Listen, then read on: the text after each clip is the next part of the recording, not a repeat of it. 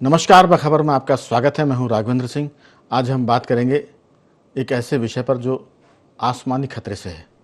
ना तो ये बादल और बिजली की हम बात कर रहे हैं, ना किसी फाइटर जेट के बम गिराने की बात कर रहे हैं। आसमानी खतरा ये है कि अब पूरी दुनिया युद्ध लड़ रही है ड्रोन की तरफ से। ड्रोन सारी चीज़ों में सारे समीकरण बदल रहा है और उसकी वजह ये कि कल तक जो अमेरिका, ईरान, इजराइल और अप्रत्यक्ष रूप से चीन और रूस भी और पाकिस्तान सब लगे थे मध्य एशिया ईरान के युद्ध में, कल से वो स्थिति खत्म हो रही है और देश के ऊपर इस बात के संकेत मिले कि शायद भारत पर ड्रोन हमले किए जा सकते हैं। अब ये ड्रोन हमले अंदरूनी भी हो सकते हैं और बाहर से भी हो सकते हैं। इसके लिए बाकायदा केंद्र सरकार ने एक एडवाइजरी भी जारी की है सबको सतर्क रहने के लिए। तो इसमें डरने की ज़रूरत नहीं है, सतर्क रहने की ज़रूरत है। हालांकि भारत एक ऐसा देश है जिसमें देशभक्त भी हैं और देश के खिलाफ काम करने वाले भी हैं। तो यहाँ स्लीपर सेल भी हैं और स्लीपर सेल को एक तरह से कवरिंग फायर देने वाले दल भी हैं और लोग भी हैं और उसमें मीडिया भी शामिल है। आज इसी पर विस्तार से बात करेंगे कि ड्रोन का डर या ड्रोन का खतरा और हर तरफ नज़र। इसमें सरकार के साथ आम आदमी को भी मिलकर काम करना पड़ेगा, क्योंकि अगर देश के भीतर कहीं कोई हिंसा होती है या कुछ घटना होती है तो फिर वो हिंदू मुसलमान सब उसकी जद में आएंगे। तो इसी पर विस्तार से बात चर्चा में मौजूद है। हमारे साथ हमारे 4 साथी स्टूडियो में मौजूद है। मध्य प्रदेश के वरिष्ठ पत्रकार श्री योगीराज योगेश जी, हमारे वरिष्ठ पत्रकार साथी संदीप पाठक जी, और दिल्ली से जूम पर हमारे साथ जुड़े हैं राजनीतिक विश्लेषक नागेंद्र सिंह परमार जी, और फ़ोन लाइन पर जुड़े हैं हमारे साथ जियो पॉलिटिक्स के एक्सपर्ट रमेश सिंह जी। आप सभी का बहुत बहुत स्वागत है। चर्चा की शुरुआत योगीराज जी आपके साथ करना चाहते हैं कि ये जो सारा मामला है, मेरी करीबन 7 साल पहले एक बाहर के व्यक्ति आए थे जो आर्मी से भी जिनका ताल्लुक था, रिटायर्ड पर्सन थे। उनका कहना ये था कि भारत पर और पूरी दुनिया में ड्रोन से हमले के खतरे बराबर बने हुए हैं। ये बात मैं 7-8 साल पुरानी कर रहा हूँ और वो खतरे अब बढ़ गए। उन्होंने कहा कि ड्रोन के खतरे के हिसाब से कोई भी कहीं सुरक्षित नहीं है। हम ये बात कह के कोई पैनिक क्रिएट नहीं करना चाहते, लेकिन आप देखिए कि शादी ब्याह में ड्रोन का इस्तेमाल होता है फोटोग्राफी के लिए। अब तो सरकार ये भी कह रही है कि कुछ सामान अगर कहीं दूरी पर भेजना हो तो ड्रोन से सप्लाई करिए। फिर किसान खेत के बीच में, खेतों में ड्रोन का इस्तेमाल कर रहे हैं, चाहे वो कीटनाशक छिड़काव के लिए हो या किसी और बात के लिए हो। तो ड्रोन का बहुतायत इस्तेमाल हो रहा है और इसमें भी स्थानीय स्तर पर भी ड्रोन बन रहा है। वो फोटोग्राफी के लिए हो सकते हैं इस्तेमाल करने वाले, सप्लाई के लिए हो सकते हैं, लेकिन खतरे बराबर हैं। आपकी राय, ये जो खतरे हैं इनसे कैसे निपटने की ज़रूरत है?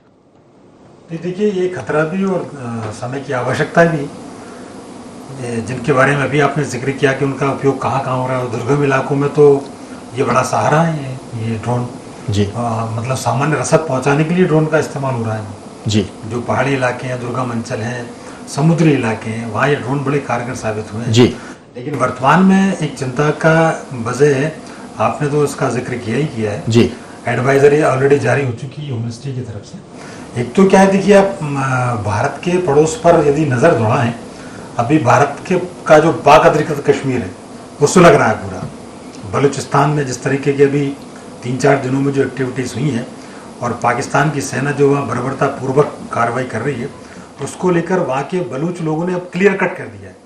और अभी कल या आज तो उन्होंने ये कह दिया है कि ये पाक का कोई मामला ही नहीं, ये तो हमारे और भारत के बीच का मामला है जी। आप क्यों यहाँ दखलंदाजी कर रहे हैं? तो इसका मतलब कि वहाँ भी ड्रोन का इस्तेमाल हो सकता है ये, लेकिन ये पड़ोस के देश की बात है और देश के भीतर जो खतरे हैं वो भी बहुत बड़े हैं योगीराज जी। जी, मैंने आपकी बात को थोड़ा सा, उसके प्रभाव को मैं डाइवर्ट नहीं कर रहा हूँ। वो जो आप बात कर रहे हैं वो तो है, वहीं से खतरे आएंगे आपके पास। जी, इसीलिए ये सब जो सिचुएशन जो क्रिएट हुई है कुछ दिनों के दौरान, ये सब उसी का एक जो होम मिनिस्ट्री जो उस निर्णय पर पहुंची है। अच्छा। किस तरीके के अटैक हो सकते हैं, तो एक तो ये वजह, दूसरी ये आपने बिल्कुल ठीक कहा कि देश में जिस तरीके के मैं थोड़ा सा रोकूंगा आपके प्रभाव को। थोड़ा सा दिक्कत है टेक्निकली, माइक में प्रॉब्लम आ रही है, वो ठीक करेंगे आपकी, ताकि आपकी आवाज़ थोड़ी सी कट के आ रही है, तो देखते हैं। लेकिन मेरे साथ जुड़े हुए हैं नागेंद्र सिंह जी भी। नागेंद्र सिंह जी, किस ढंग से चीज़ें सुधर रही हैं, बिगड़ रही, वो तो अपनी जगह है, लेकिन ये एक तरह का राष्ट्रीय खतरा भी है कि आखिर ये जो ड्रोन का मामला है ये एक दिन का खतरा नहीं है और देश के भीतर ऐसी कई स्लीपर सेल हैं जो इस पर काम कर रही होंगी, इसमें जो हमारी खुफिया एजेंसियां हैं उनका काम बहुत बढ़ गया है। उसके साथ साथ जो लोकल पुलिस है उसका भी काम बढ़ गया। वो लोकल की जो सिटी सीआईडी होती है, डिस्ट्रिक्ट सीआईडी होती है, उसको बहुत काम करना पड़ेगा। अब वो केवल चाकू वाले और जुए वाले सट्टे वाले को पकड़ के काम नहीं चल सकता। तो इस सीधी सी बात है कि जो जिला पुलिस है उसको भी अपना खुफिया तंत्र मजबूत करना पड़ेगा।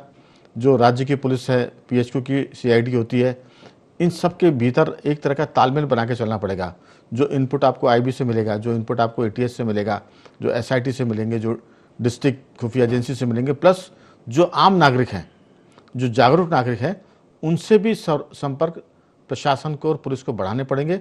और इस बात की गारंटी देनी होगी कि उनकी सूचना को डिस्क्लोज नहीं किया जाएगा, क्योंकि कई बार होता है कि सूचना किसी आम आदमी ने बहुत महत्वपूर्ण थी, पता हुआ कि वो सूचना दुश्मन के पास भी चली गई, तो पुलिस और वो तो अपराधी निपटेंगे, वो दूसरा आदमी टारगेट पे आता है, गुंडे बदमाशों को। आपकी राय? ड्रोन का मामला खतरनाक है और सरकार की चिंता भी वाजिब है। आपकी क्या राय, क्योंकि आप दिल्ली में बैठे हुए हैं, वहाँ से तो पंजाब के खतरे भी बहुत सारे हैं। पंजाब को तो उड़ता पंजाब कहा ही था। वहाँ तो पाकिस्तान बॉर्डर पर ड्रोन से ही हथियारों की सप्लाई होती है, ड्रोन से नशीले पदार्थों की वहाँ सप्लाई होती है, और वो पंजाब की स्थिति को बहुत ज़्यादा बिगाड़ने की कोशिश होगी, क्योंकि वहाँ चुनाव भी है। आपकी राय?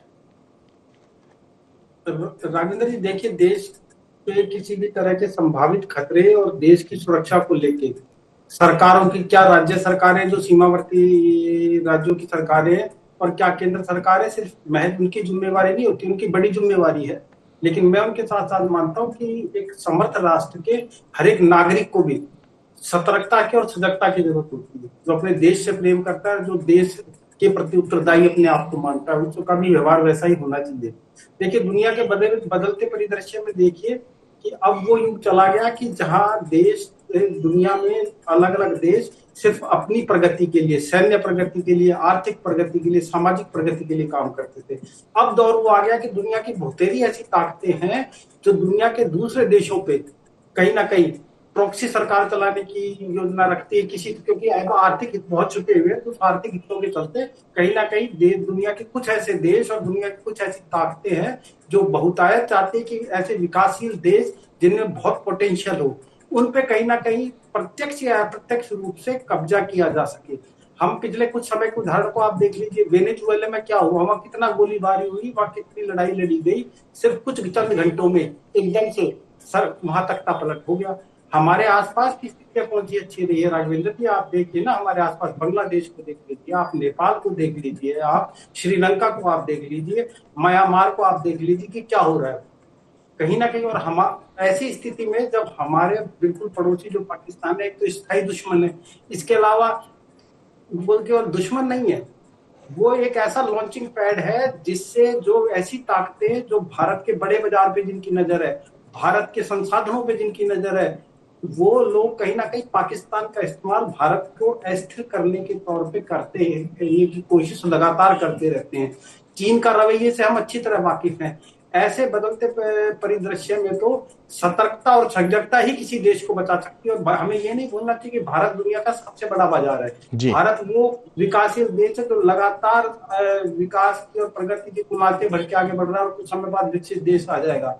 क्योंकि एशिया में, पूरे में, न सिर्फ एशिया में बल्कि मैं कहूँगा पूरी दुनिया में भारत अपना एक विशेष स्थान रखता है। तो हमसे जलने वाले, हमसे चिढ़ने वाले और हमें कहीं ना कहीं कमजोर बनाने वाली ताकतें भी लगातार पूरी देश दुनिया में सक्रिय हैं। तो आपने बिल्कुल ठीक कहा, ऐसे में ड्रोन का हमला है जो ड्रोन के लिए संभावित, आप देखिए कि पिछले 2 युद्ध देख लीजिए, आप रूस का और यूक्रेन के युद्ध को देख लीजिए, ईरान के और अमेरिका के युद्ध को देख लीजिए, और उसमें जो ड्रोन की भूमिका थी वो दुनिया के हर देश को कहीं ना कहीं आंखें खोलने के लिए और चौंकाने के लिए काफी है। ऐसे में आपने बिल्कुल ठीक कहा, नागरिक अपनी भूमिका निभाए, सरकारों को जो भूमिका निभानी है वो अपनी भूमिका निभाए, और खुफिया तंत्र, क्या राज्यों के खुफिया तंत्र और क्या केंद्र के खुफिया तंत्र, उनको और सजग होकर और सतर्क होकर कार्य करने की जरूरत है। और एक ऐसा निगरानी तंत्र विकसित करने की जरूरत है, क्योंकि अब एआई तकनीक के साथ में ड्रोन बहुत प्रभावी हो गए और ड्रोन कहीं ना कहीं सकारात्मक भूमिका में है तो नकारात्मक भूमिका में भी है। और हर देश की तरह हमारे देश में भी कुछ ना कुछ स्लीपर सेल है, तो हमें अतिरिक्त सतर्कता और सजगता की जरूरत है। बिल्कुल आपने ठीक कहा। दरअसल ये जो स्लीपर सेल है यही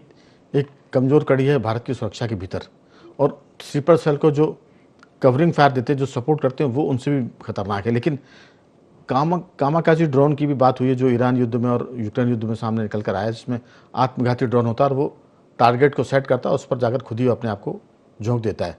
तो सवाल है कि अब सरकार ने बीएसएफ को भी इसमें ट्रेंड किया हुआ, बॉर्डर जो सिक्योरिटी फोर्स है, आर्मी में भी इसकी एक बटालियन बन रही है।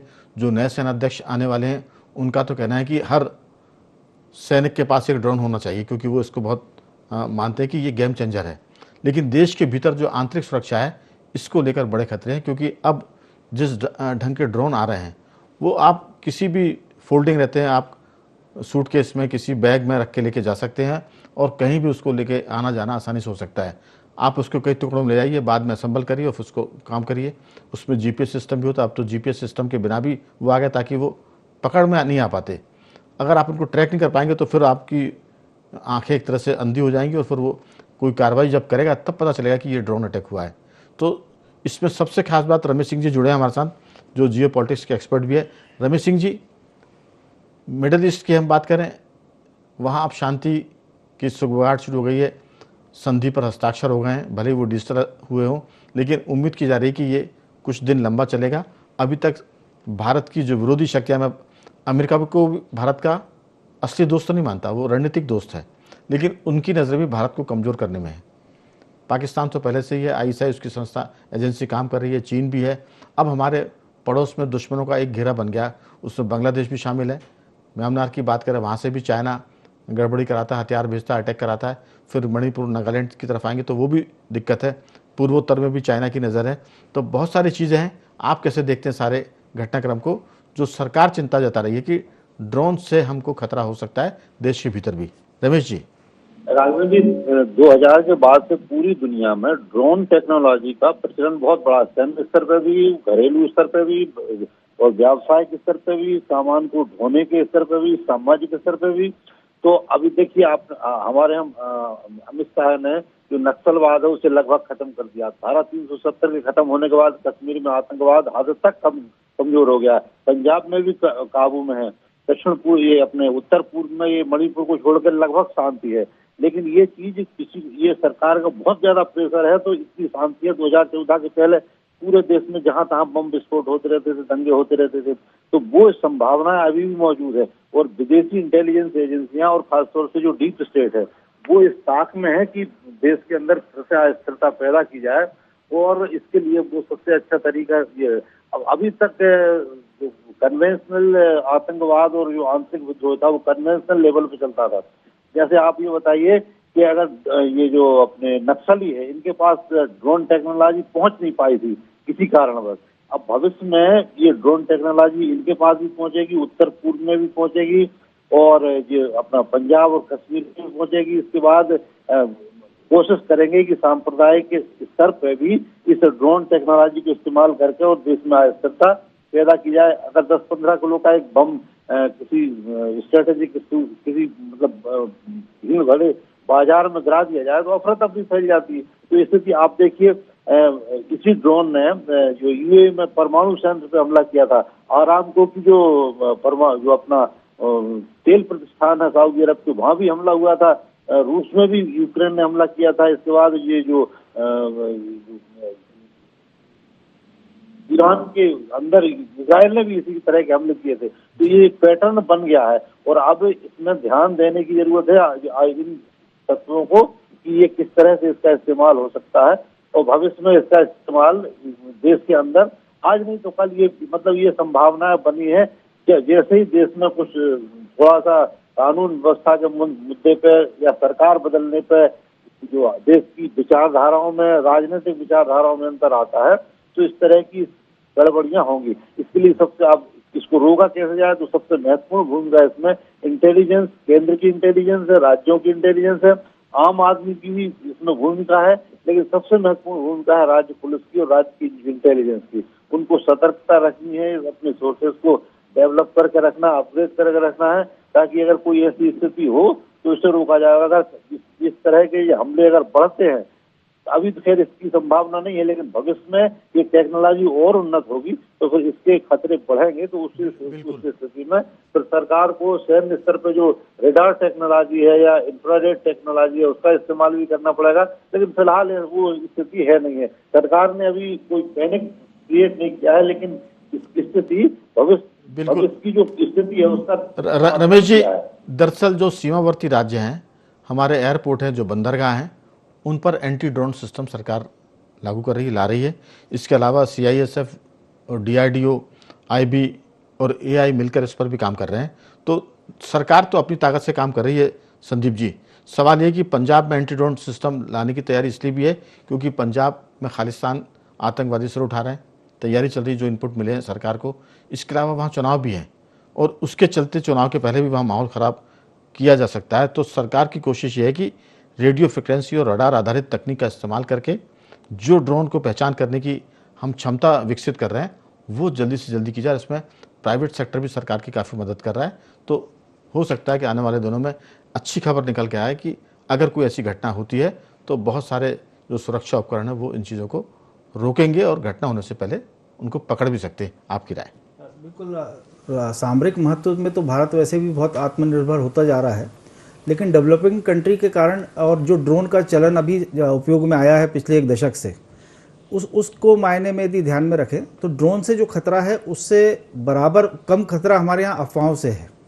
अगर इस तरीके के असली में यहाँ जब कोई भी चीज़ पर राजनीति शुरू होती है तो उस पर उसके मायने बहुत अलग जाते हैं, और वो उन्हीं अफवाहों के कारण अभी आपने हाल ही में एक ट्रेन में हादसा हुआ, बम ब्लास्ट की खबर, और उसके बाद लोग उसमें मर गए। इस तरह की घटनाएं, चूंकि बहुत बड़ा देश है, बहुत पॉपुलेशन है यहाँ, तो सबसे बड़ी बात है कि सुरक्षा एजेंसियों पे के सामर्थ्य पे कोई ना उनको सलाह की जरूरत है ना उनके सामर्थ्य में कोई कमी है।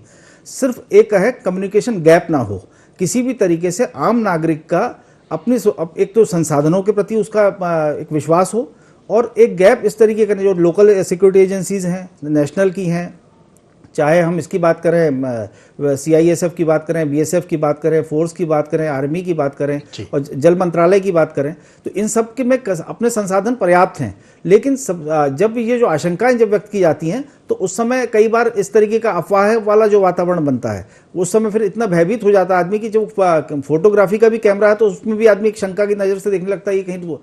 इन अफवाहों से हम ज़्यादा चिंता का विषय है। उसको आपस में सामंजस्य यदि हम बैठा पाते, मतलब बैठाना ही पड़ेगा, एक जिम्मेदारी है हर नागरिक की भी कि वो इस चीज़ को समझे और उसके साथ साथ इसको तारतम्य में बैठे, तो मुझे लगता है कि हम लोग इससे भी बाहर आ जाएंगे। और बाकी तो हमारा मतलब जो सुरक्षा संपर्क है और खुफिया एजेंसी तंत्र है वो बहुत मजबूत है और हर स्तर पर काम कर रहा है। और एंटी ड्रोन सिस्टम तमिलनाडु में तो स्थापित हो गया है। अब एयरपोर्ट लेवल पे भी अगर अपन देखें कि सभी एयरपोर्ट को अलर्ट हो गया है और एडवाइजरी जारी हो गई है, तो अपने अपने स्तर पर इसको एक सरकारी मतलब फरमान ना मानते हुए इसको जनमानस से जुड़ता हुआ एक मुद्दा होना चाहिए, जिससे सुरक्षा सभी का विषय है। बिल्कुल, सुरक्षा का मामला और सुरक्षा के मामले में नित्य नए खतरे आ रहे हैं।